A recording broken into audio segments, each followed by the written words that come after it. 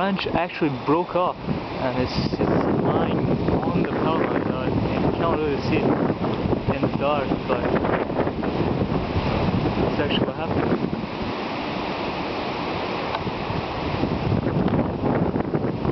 There's the part that broke off.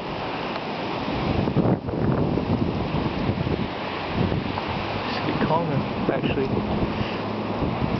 It's definitely sustained winds non-stop for about a minute, and then on top there's those gusts that I believe are reaching maybe 90. Wow.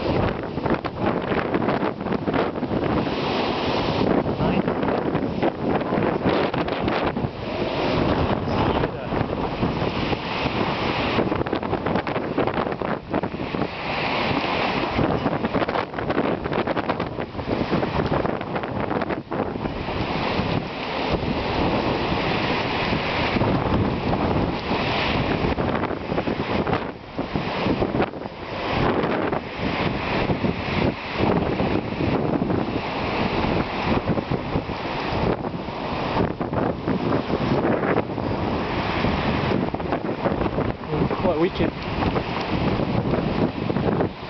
Over to the deck.